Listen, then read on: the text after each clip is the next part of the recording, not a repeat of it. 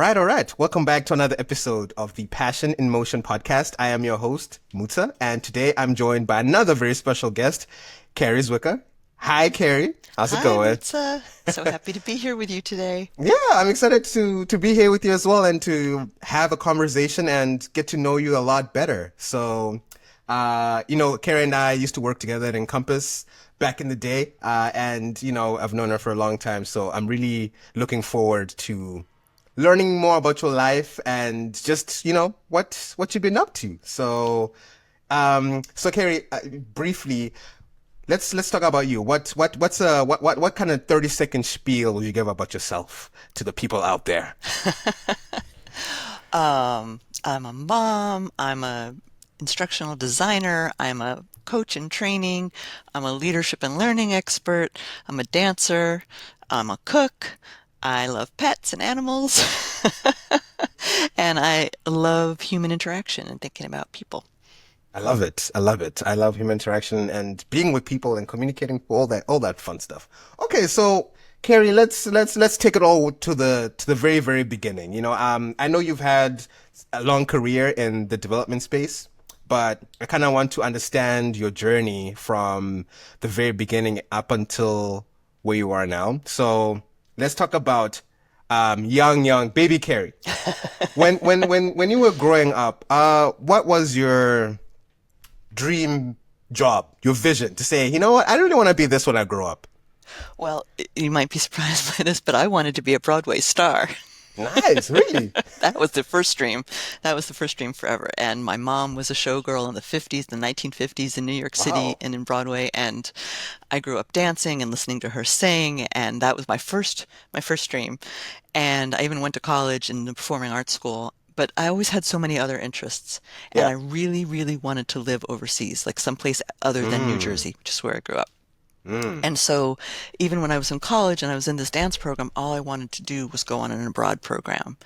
And the dance program told me, you can't, if you go, you have to do an extra year of college. Like you can't, that won't count towards graduation. And my parents were like, oh, no, no, no, there will not be 5 years of college.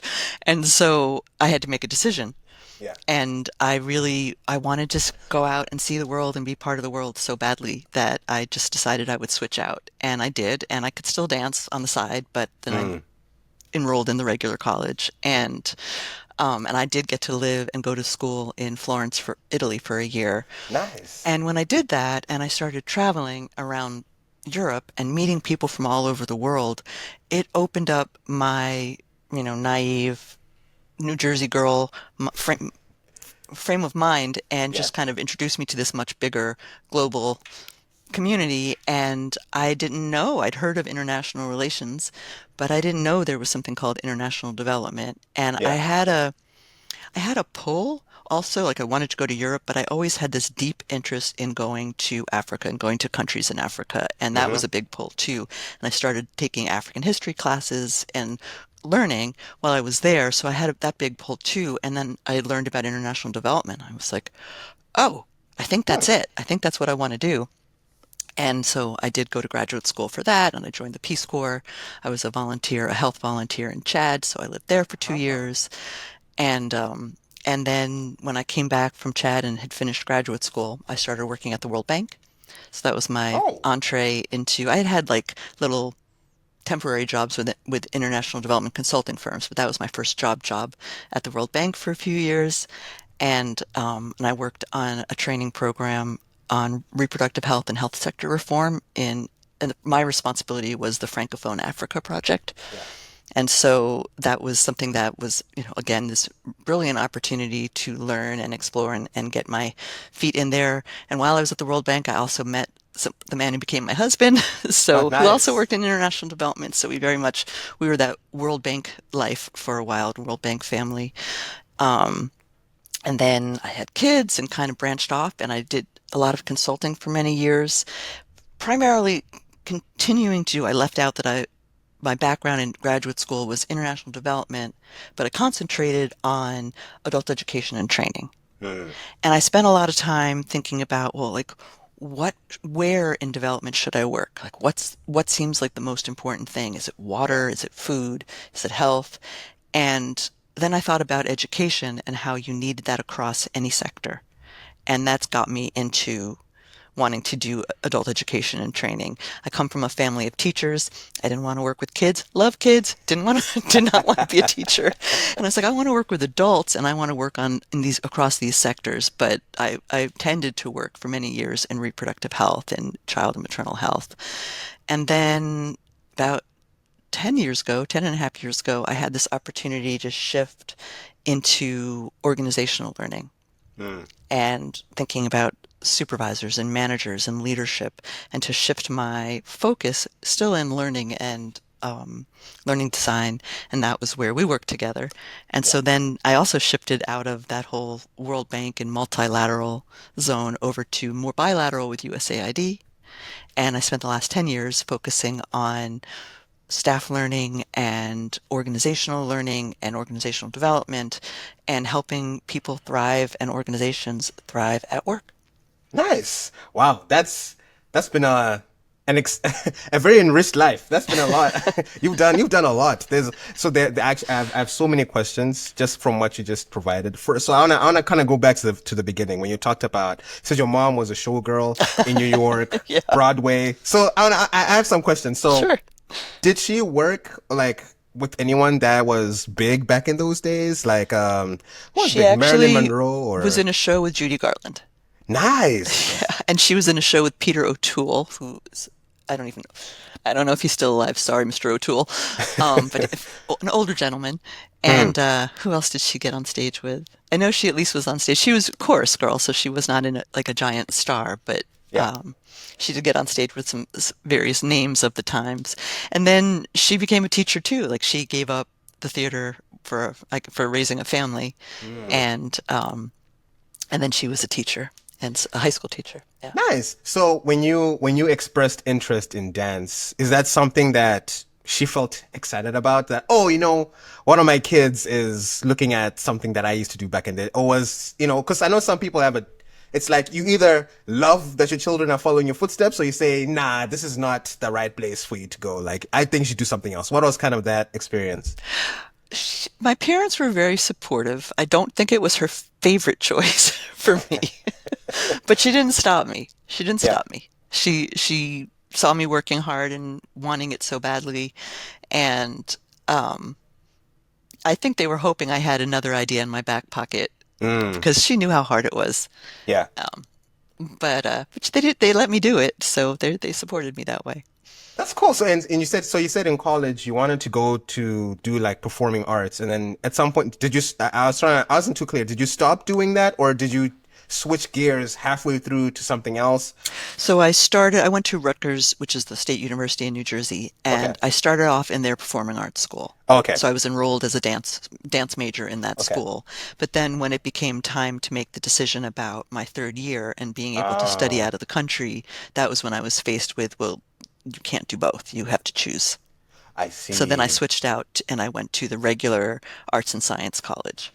I see. Okay. Man, how do you think life would have been if you went, like, if you took that step and you're like, which country did you feel like you really wanted to go to actually to go and dance? Like, where were you feeling like, was it like maybe Brazil to do samba? I mean, I don't think that's a Well, far I, place, I but just wanted to go live in this other country. I wanted to learn to speak another language. Like I just wanted to be outside of the US. So yeah. at that point, so that I had these two branches of interests, and one was dance and performing arts, and the Mm, other was just the rest of the world. mm. But And where did that so, come from? Where did you, because it's very, well, in my experience, as I've come to America, it's very rare to meet someone at a young to meet an American at a young age who says, I want to leave this place and experience the outside world. Because again, America is so vast. Most of the time, someone might say, I want to leave Iowa and go to New York. Or I want to leave, it's more state specific. yeah, But for you, yeah. you're like, I want to be out there. Where did that come from? My mom, she didn't get to do a lot of travel, but she had an adventurous spirit, so I think I can Mm, credit her with encouraging me and introducing me to different things. And I grew up outside of New York City, so we had access to the city. So yeah. you can go to museums, and there was it's such an international community where, Mm, and even where I grew up was fair, like for the US and for suburbs, it was fairly international also. So I was okay. getting like a little bit of exposure all the time, and I Hmm. knew there was more. And I think, and I really do think my mom encouraged me to be adventurous. I think it Yeah. may have driven her a little crazy because then I was off, gallivanting here and there, and she didn't know where I was. But she also was happy that I was getting out there and getting the chance to see and be part of the world. I love that. And so, as you were, now that you didn't pursue dance in school, did you keep it alive throughout these years? Like, in what ways did you like stay connected? Because that sounds like that was your like first real passion, Yeah, So yeah. how did that manifest itself as you grew older and you moved through the world? Yeah, so I never stopped taking dance classes. Mm, I had to stop when I lived in Italy, I found a dance studio where I could take classes. So I would nice. take classes in Italy. I had to stop during Peace Corps because there are no dance studios to go to, but I Mm, could learn local things and just dance for fun. And, um, and I have continued to dance throughout my adulthood. I've always found dance studios wherever I was and continued to dance. COVID put a bit of a wrench in it, yeah. and so I'm a little out of dance shape right now, but I'm taking dance classes again now. I'm starting it back at the beginning to get my body back and be able to get back out on the floor. I So love it. What kind of dance were you doing? Just out of curiosity. Like, what's your favorite type of dance? my favorite type is jazz, Jazz but I dance? also Okay. do ballet and modern. Hmm. Yeah. That's Yeah. cool. And I Okay. love it. It's what keeps me tethered to the earth. It's not just good for your body, it's good for my mind. Like it keeps me grounded. Ah, so what does tethered to the earth mean to you? Like what when you dancing, why does that make you feel more connected to the That's a world good around you? question. You have to because it's you have to be so present to Mm, dance. And mm, it requires this deep concentration and relaxation at the same time. Like you have mm. to settle into it while you're making such a big effort. Yeah. And it's a fully consuming experience. So all the noise that's around us has to go away. You can't Mm, do it otherwise. And I love that. yeah. No, that is that no that is true. Dancing is one of those things that you can really get lost in, right? And you when you come out of it, it's like, man, that's yeah, it's an experience, especially when Yeah. you really let go. I think for me, dance is beautiful because it allows you to let go. Well, it becomes more beautiful if you let go. Yeah. But I know for some people, I mean, ballet is pretty strict from what I understand. But I feel like even in that, there's still ways in which ballet dancers let like you it's an out of body, right? Maybe you can explain more. I don't. I've never done No, ballet. but you're so right because ballet is strict and it's the foundation of everything else. So Hmm. I take ballet to serve me in the other forms, but it's not my favorite because I do like to be looser and freer with how I Yeah. move. But it's the foundation of everything, so you always need it. Yeah, because jazz, Yeah. jazz is like the complete opposite. Jazz, you can do whatever you want. You can Yeah, just, anything goes. anything goes. Yeah. No, that's so awesome. I loved learning that about you. So when you moved to Italy, because was that the first time you left the United States to go to another country? It was not the first time. I think, I mean, I went to Canada when I was really little, but I don't even Mm, remember that. yeah. But I also sang in a chorus in college, and we went to Mexico. So that was the first Oh, time that I got to leave the United States. And I think we were there for a short time. I can yeah. barely remember it now, but I think we were there for like 4 days or maybe something like that. Yeah. So that But was the first you're in time. Italy for like a year, right? As you Yes. said.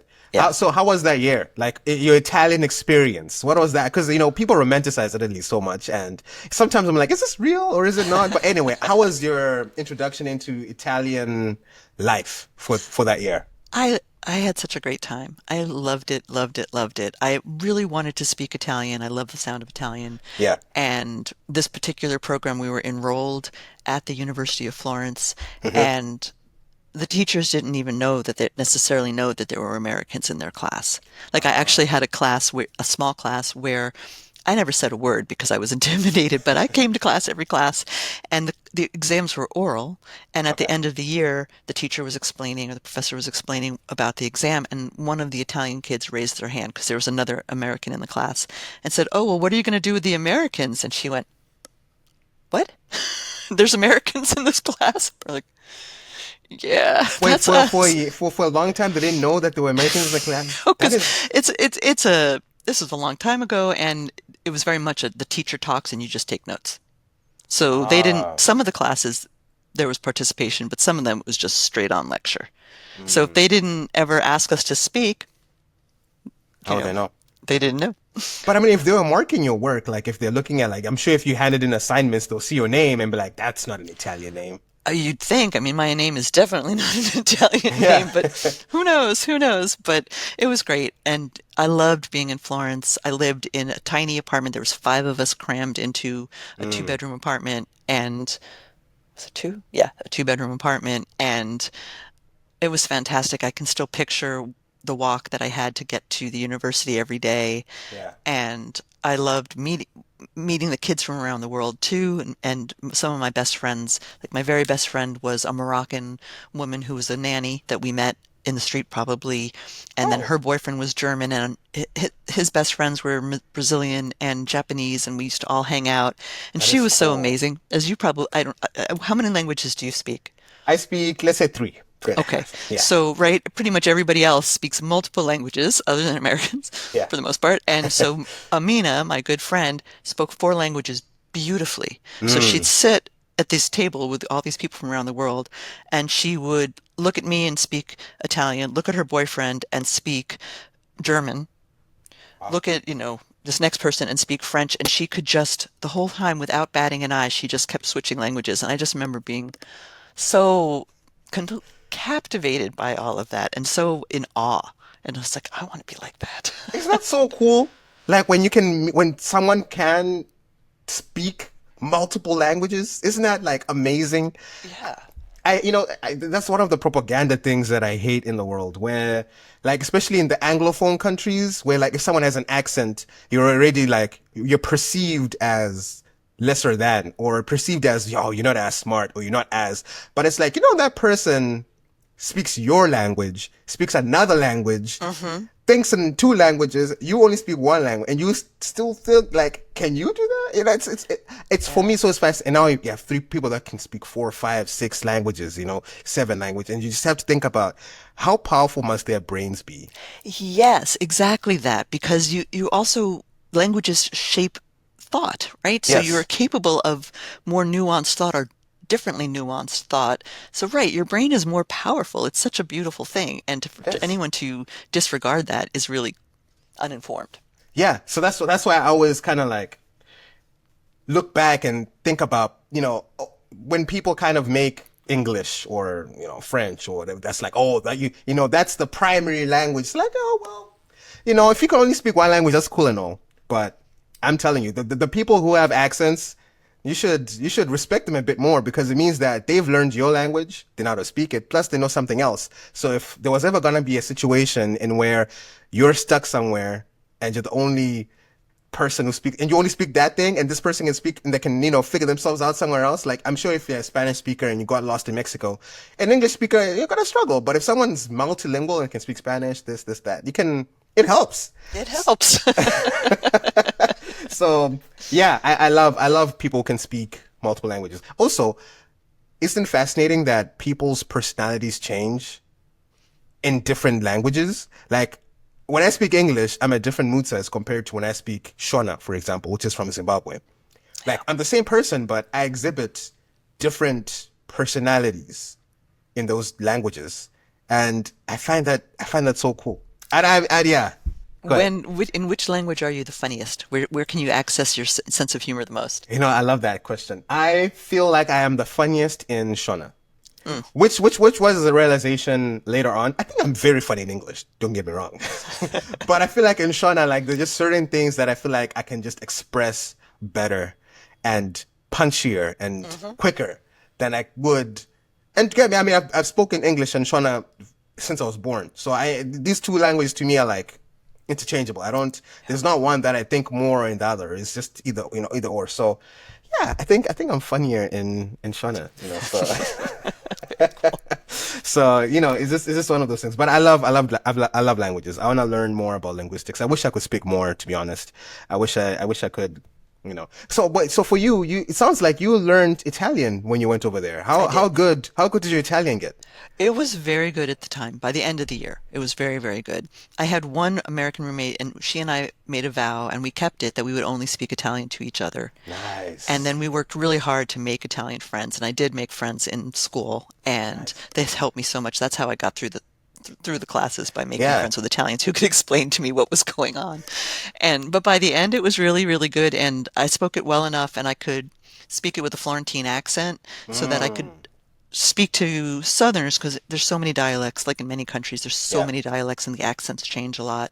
So I could fool people from the South into thinking that I was a Northerner. Ah. Or, Florence isn't super north, but Yeah. north-ish. And but it's been a long time, and then ever since then, like in Peace Corps, I had to speak French, Yeah. and so my Italian is in the somewhere in the depths of my Somewhere in there. brain, Yeah. lurking. Did you have to learn how to speak French, or you already knew how to speak French? I had done the thing, when you study well, I'm sure, but studied in high school, Yeah. and I did Italian and French in college. Okay. And then once you're there, it's this deep immersion, sink or swim. Plus you Yeah. get training for several months, like deep immersion training too, when Yeah. you're there. So Yeah. my French became my best language Mm. when Italian got shoved aside. And then when I was at the World Bank, I got to take Spanish. With the World Bank, I don't know what it's like now. It's been many years, but it was Yeah. like going to graduate school for a young Mm. person when I was there because there was so much you could learn. Yeah. And so I was working in the LAC region, the Latin America and Caribbean region, and I took daily Spanish classes. Hmm. So that really got my Italian way in the back.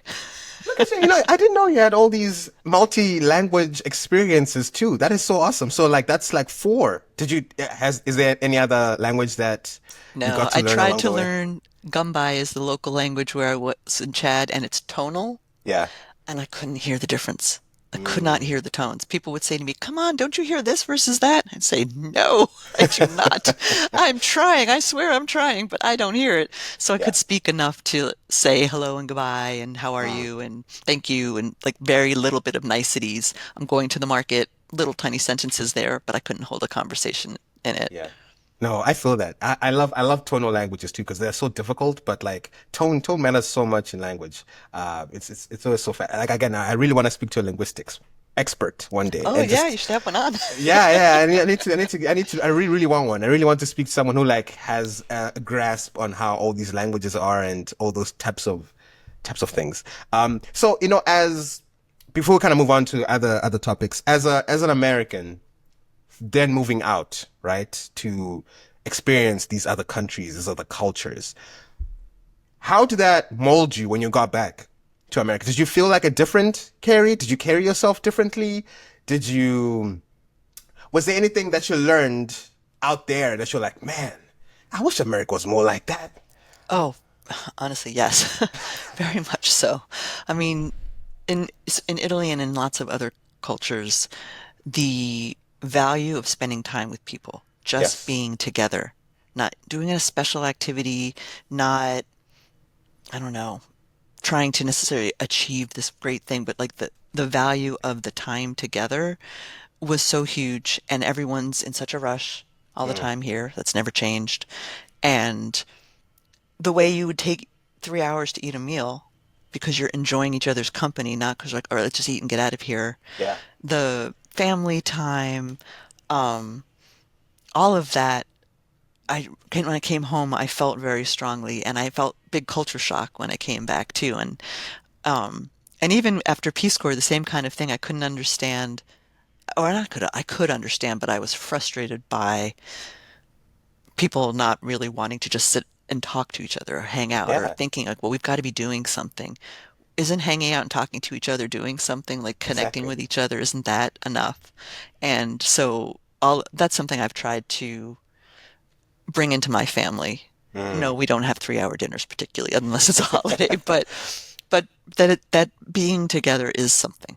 It's something yeah. of value. It's something that means more than like whatever this, we must go.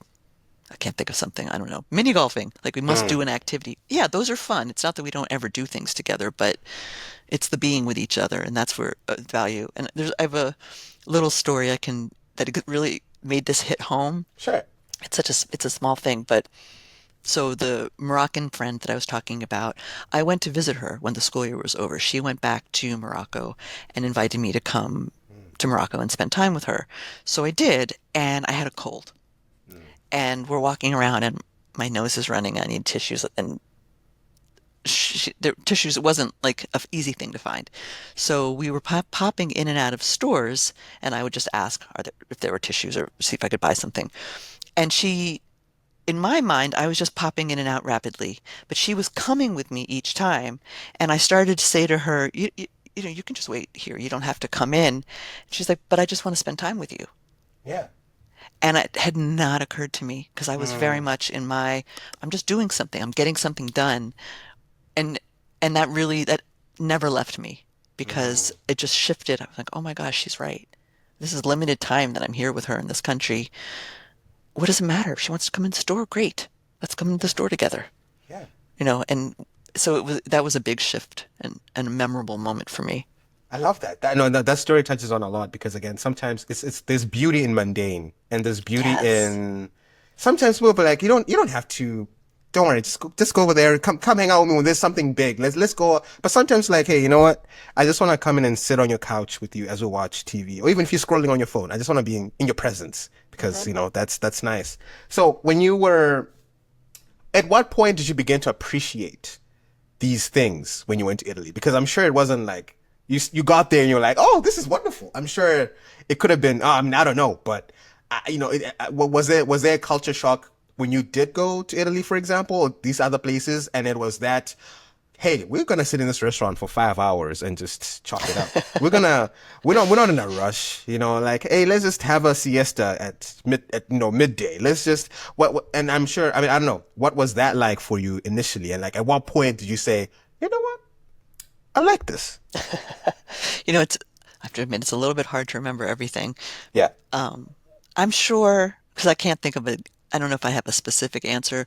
I'm sure there was a lot to adjust to, and Yes. over time, I'm sure I've romanticized whatever the frustrations were, because certainly things work a little differently. You know, we do love our efficiency here, and Exactly. no offense to anybody in Italy, but sometimes it's a little bit different there, Yes. or it was many years ago. And so I'm sure I got frustrated at things, but I was so excited to be there. Hmm. So I was sort of prepped to just love everything up front and then maybe get frustrated rather than come in with trepidation. Yeah. So I will say when I was in Peace Corps, there was so much culture shock because everything was so completely, completely different. And Mm. the language, you know, where I was lucky if people spoke French because Mm. often they didn't. And so Uh-huh. then if I didn't speak the language at all, we needed to come up with other ways to communicate. And just life was so, so different. I never stopped marveling at the fact that our lives were happening simultaneously.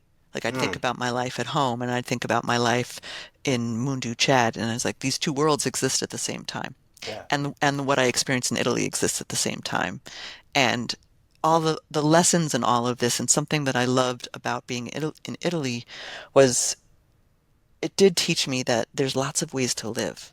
Yes. And the way that I was brought up is not the only way Hmm. and not the best way. It's just a way to live.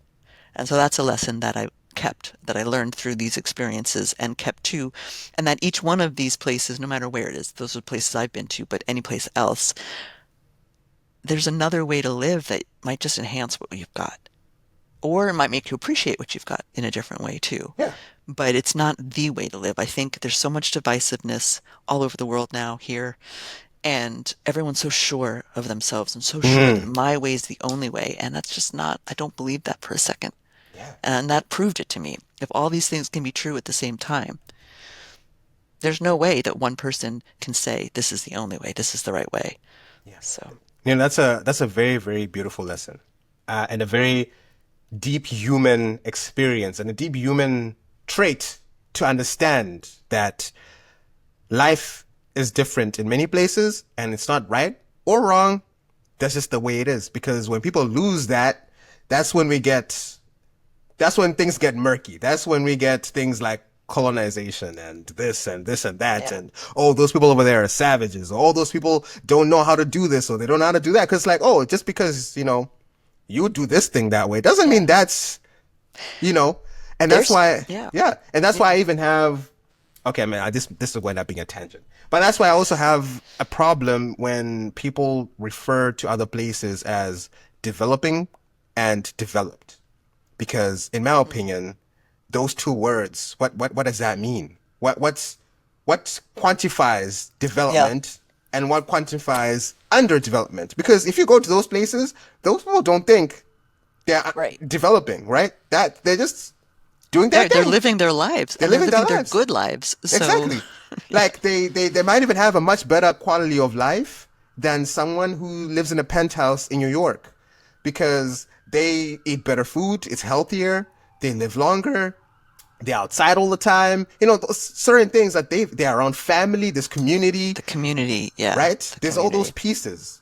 And for someone in a penthouse in Europe to say, yeah, that's underdeveloped or to me that's it's I don't know, it's always rubbed me the wrong way, you know? Well, yeah, I think you're really right though, because it implies that one is right and one is not, or Yes. is not yet, right? Yes. Right? So it's just that kind of framework that I then, so anyway, that's one of my little side rants, That's all good. little side because just that, like, as you're saying, that there's not one right way. And America teaches that every day because America does things that the rest of the world are like, you guys are crazy. What? But yeah, Yeah, right? yeah. Like what's going on over there? Like that's you know, and so it's just, yeah. Okay, so moving on. I want to learn more a little bit about your experience at the World Bank because the World Bank is a huge enterprise, and they have many effects and many things. And as an African myself, I have my own viewpoints of the World Bank and what has happened in how they've conducted themselves in certain places and certain things. Anyway, but I was just kind of like, what was your experience working at the World Bank? And because you said you were there for quite a bit, so I was there for 3.5 years. 3.5 years, yeah. So what was that like?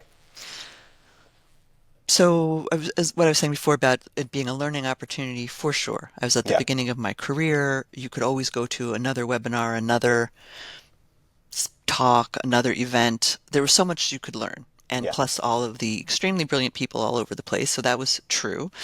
Um, I worked in a few different places. I was in the Latin American Caribbean region, but then I moved over to something that doesn't exist anymore, which was called the World Bank Institute, and that was the Oh, training arm. I don't know mm, what I don't know if they even have one anymore. And then I was working on this reproductive health and health sector reform training program. And so that's where I spent the most amount of my time at the bank. I also did a little bit of work for the Africa region. And I did some gender work and nice. got to do a bunch of different things, but primarily I was working on this training program. And so I learned a ton. I made some friends that I'm friends with to this day. I loved the international community that was there, that the Americans were the minority walking down the halls and most people were from anywhere else. Mm. Um, I met my husband. That was really great. And I did end up leaving though. I left because I left for various reasons. I don't know who will listen to this, so I won't say all of them. But it was at the time, there weren't very many young people. I think that's different now because I think they've had deliberate programs over the years to bring in people more at the beginning of their career, but it was a little unusual I was around 29, 30 years old, so it was a little unusual to be that young at the time. There was a small group of us, and the director of the division I was in had told me, she said, "Well, you don't have a PhD, so you're not going to go anywhere." Mm. So I was like, "Well, okay, then I guess I'll go." She's like, "Maybe, go do something else. You could come back in a few years with more experience." But so I decided I would do that. I would go do other things. Yeah. So it was good. It was very good, but it wasn't the easiest place to work, especially for a young person at the time. I understand that because I know even like for the IMF and things like that, like if you're gonna work in economics, you have to have a PhD or you have to have you have to even like two master's degrees. There are certain barriers of entry into actually like even staying there long term, So I've heard about that, Yeah. and that can be quite tough because Yeah. yeah. Yeah. So I decided it was time. Excuse me. I decided it was time to go. No, that makes a lot of sense. So shifting gears as well a little bit, as we're getting kind of close to the end here. Oh, yeah. Yeah, I was so given everything that's taken place, right, in the world and especially in international development, the dismantling of international development and all these people trying to figure themselves out and people been doing this for a long time. Now it's like I'm back in the market and I don't even know where to start. What has your journey been like ever since everything kind of took place and to where you are now, like how's that journey been for you? Yeah, yeah, thanks for that. I truly never thought it would be possible to take USAID down. Yeah. I did not think that was possible since it was a government agency, congressionally approved, but here we are. And so all of that shock and horror and sadness and destruction, like it's so painful to watch what's happening because it's so inhumane Yeah. and it's destruction for destruction's sake. So there's all of that. So I went through all of that at the beginning, just this they wanted us to all be shocked, and it was shocking Mm. when it happened, and many of us first lost our jobs. And after kind of going through a period of being very sad and upset, I kind of picked myself back up and I'm like, okay, this has happened. It's bigger. It's much bigger than what it seemed like. Oh, he's just attacking foreign assistance, Yeah. but the administration actually, as we see, is attacking all of the federal government. So it's so much more than that. And this has happened, and I'm going to have to find a way to pick myself up and move forward. And so I have been pursuing things that I wanted to pursue before that actually had even planned to start pursuing before all of this happened. So I'm getting certified as a coach, which is something that's giving me great joy right Nice. now and motivation and making me feel inspired and creative. And I love it. And I am looking for work, but I'm also building a business because if that might be a different direction to go in. I'm definitely going to be able to coach through my business, but I can offer other things, other services, in learning and leadership development as well. So I'm building out my own business. Trying to stay connected to people. I think we need our community more than we have ever needed our community. And Yes. what's going to keep us strong as individuals, as families, as neighbors, and as a country is keeping our communities tight. So being connected to each other and focusing our efforts on what we can do and where we can do good. We wanted to do good around the world. Well, what can we do good? How can we do good in our own communities? And so that's what I'm trying to focus on. So I'm doing a lot more volunteer work while I Mm. have this time. I have been trying to remind myself that all those years of working, I would say, oh gosh, I wish I just had a little more time to do Yeah. this or a little more time to do that. So I'm trying to remind myself, notice you actually have the time. Yes, it's scary to not have a job, and I'm not trying to diminish any of that. I have two kids I'm trying to put through college. So it's not like I'm in fantasy land about not having an income. Yeah. But the reality is that I do have this extra time. You can't look for a job 24/7. So, yes, it's important to do these other things and to volunteer and to do things that bring you joy or that nourish me. I'll talk about myself, nourish me or make me feel a little lighter, can make me feel like I can be positive out there in the world. And again, not in a fantasy land, toxic positivity, but in a productive human way Hmm. to connect with people. And so, that's what I'm doing. I'm kind of doing along those things. I took a webinar today on neurodiversity and coaching and talking to you, and I coached somebody and read a paper and looked for a job, kind of keeping my days going, um, like that, making sure I see friends, making sure I get outside. I love that. So when you're talking about like job search and stuff like that, what's your experience been like? Because are you still trying to remain in international development? Is it more like trying to move into corporate? I'm just curious what's that been like trying to move into something different?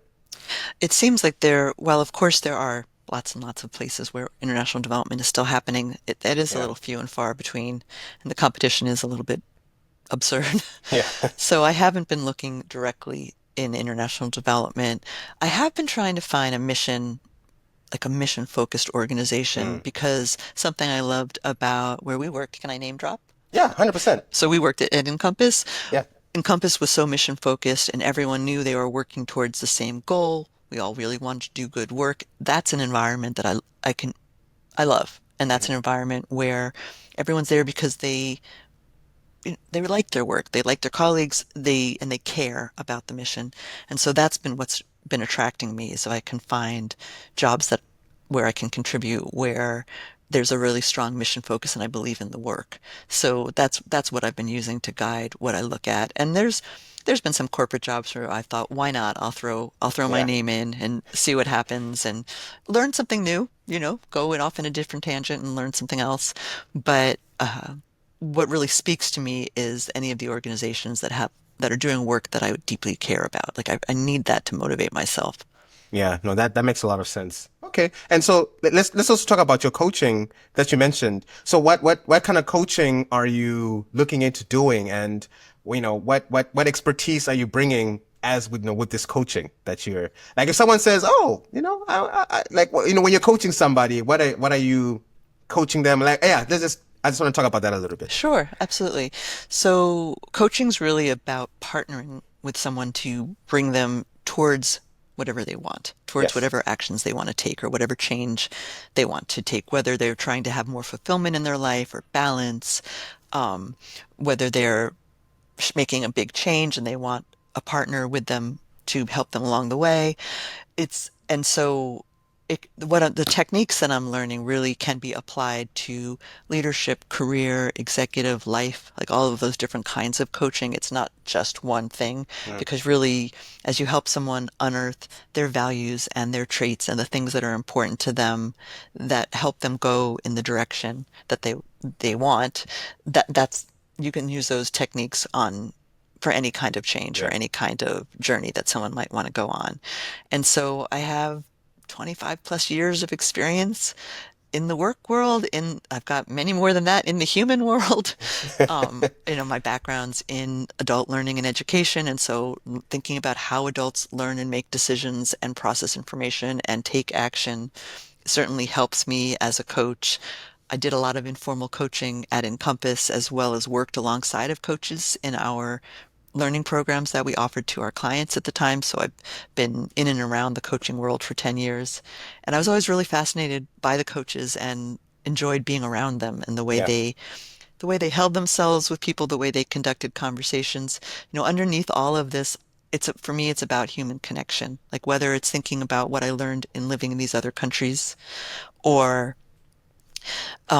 thinking about how, like in the supervision and management training, I used to design and work on thinking about how people conduct conversations and relate to each other. All of it in the end is about human connections and building trust and supportive fabrics among people. And coaching is really about that too, but you're working one-on-one to help someone step into their own power so that they can then relate to the people in their world and move towards whatever they want to achieve and whatever they're dreaming. I love that. Yeah. So, if anyone's listening to this and they're like, I've been looking for somebody to Call me. just, yeah, Carrie's right there, and I know she's a very wonderful person who would walk with you along those lines and help you out with whatever you need. Again, she has the experience too. So, Thank you, Miss. yeah. So 100%, 100%. So, one of the last questions here, what, what's something that you've learned or rediscovered about yourself throughout this time? Ever since everything has kind of happened and you are where you are now, is it something that you're like, oh wow, like you've reconnected with or you've discovered or Mm. a new thing? Like, yeah, has anything popped up for you? Um, that's such a good question. This would take a whole nother podcast, but I have experienced huge disruptions in my life before. And and I know for someone experiencing something for the first time when your life really takes a different direction, I know how devastating that is and overwhelming and feeling like you can't get through it. But that experience in the past has made me a little sturdier for this experience because it is terrible. None of us ever envisioned this. Like we Yeah. couldn't have imagined the world taking this sharp turn that it has. But I do genuinely I I think it's tapped into a degree of confidence that I can get through it. Um, and so it it might not have felt like that the first month. Yeah. But then I remembered, like, okay, yeah, all right, we are still going to live. People get through hard times all the time. You can't stop finding your joy. You can't stop trying to laugh once in a while. You can't stop noticing what's beautiful around you. You do just keep living and you find a way to live with it and move on. And so I think maybe just kind of tapping into some resilience that I think that's rediscovering some resilience. Mm, I love that. That could even be Yeah. the title of the episode, rediscovering your resilience, you know. I love that. No, that's really powerful. And I think it's helpful to know that, you know, it's you just understanding that I can actually I can do this. As you're speaking, this picture flashed in my head. I don't know if you've seen this picture, but sometimes like it's on Twitter and stuff, but it's these two people in a train, one person, it's going the same direction, but like it's by a cliffside, right? And there are two rows. There's a row that's by the window, and you can look into this beautiful valley. The sun is shining, and there's the other view, like you look just looking dead at the cliff, like you're looking like on the wall of the rock, and the person sitting there looking outside that window, it's like gray, sad. It's very like, but then the person that's it's on the other side of that is like smiling. They're beaming. They're like looking at the beauty of the world, right?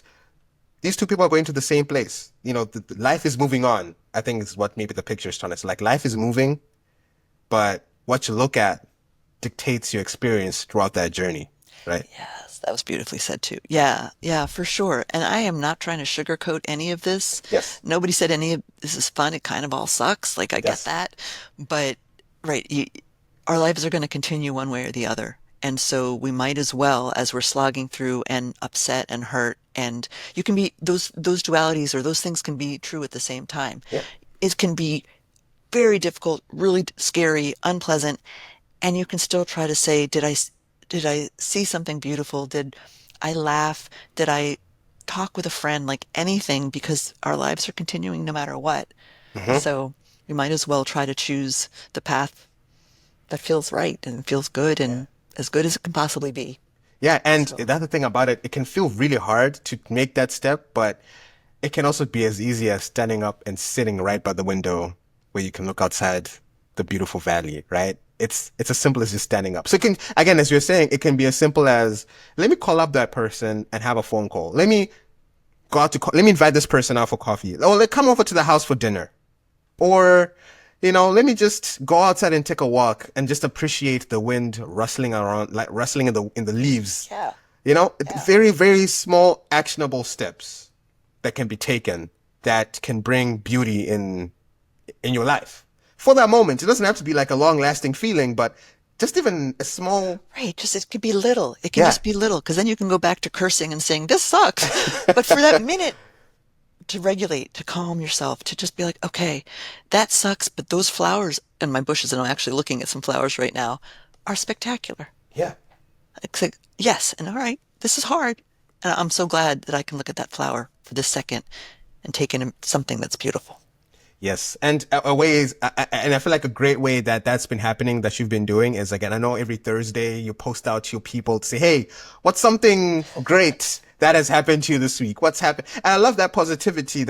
What inspired you to do that? Like, I know you post on LinkedIn. I don't know if you post that anywhere else, but I know you try and like get people to speak on something positive that's happened to them during the Yeah. week or different things. Yeah. So Because yeah. again, especially when things are really hard and when things just feel hopeless or you're feeling just terrible, you did something right. Something good happened, even in the worst of circumstances. Yeah.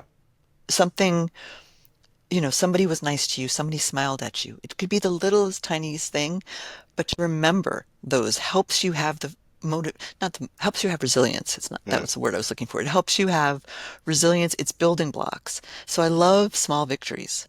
Love small yes. victories. So that's what motivated me to do that because there was so much I was feeling frustrated and upset. So many people around me were so upset all the time. And I thought, okay, for myself, what good happened this week? What can I Mm, say? Okay, I did do something. Because I also was hearing from people, I didn't get anything accomplished this week. I'm like, is that true? Is that really true? And then they start talking, and you're like, look at all the things you did. You just you didn't notice. So I wanted myself to notice, so I would remember, yes, I did accomplish something, I did do something good, or something good happened, and I thought I wanted other people to notice that too. And just feel good yeah. about themselves and let us to celebrate each other too. I love when people cheer each other on in the comments because I want people to celebrate each other. So that's why I did that. Yeah, and that's absolutely beautiful, Carrie. Like that positivity is what can literally carry somebody through a week, right? That those little things, they matter in the grand scheme of things. And so I really commend you for Oh, wanting to do something like that. I think that's really, you're bringing others to look outside that window, to look inside the van like, well, let's reflect. It's not all doom and gloom. Yeah, things are bad, but beautiful things are happening around you too. So let's also give that some light. And so I commend you for doing something like that. And oh, then thank you. I hope it keeps going. I love Yeah. seeing it every Thursday. It's one of those things. I'm like, oh yeah, I know there's gonna be something today. Like I wonder what people are happy about today. Well, And so I hope others feel the same. But Carrie, it's been mm. an absolute pleasure. Oh, thank you. It's a joy to talk to you. It's so lovely to see you, and you have such a beautiful voice. Thank you so much. Well, I mean, I've honestly loved getting to know more about you. Sometimes at work, it's really hard to Yeah. get to really sit down and really consume someone's life story and journey and all the different places they've been because we're so busy. So it's just nice to kind of also just get this viewpoint into what makes you you. Now I know that you love to dance, I and do. maybe one day you're gonna become a dance instructor. Who knows?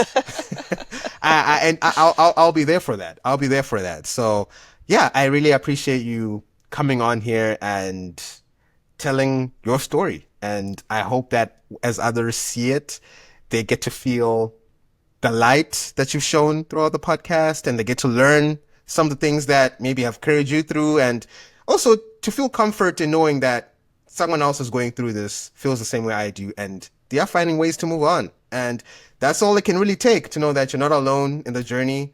Others are around you and they're figuring it out. And so I appreciate you, yeah, just being here and doing that. Thank you. Thank you so much. It was such a pleasure. So lovely to be with you. So thank you. Yes. Well, and with that, listener, we appreciate your time and we'll catch you on the next episode.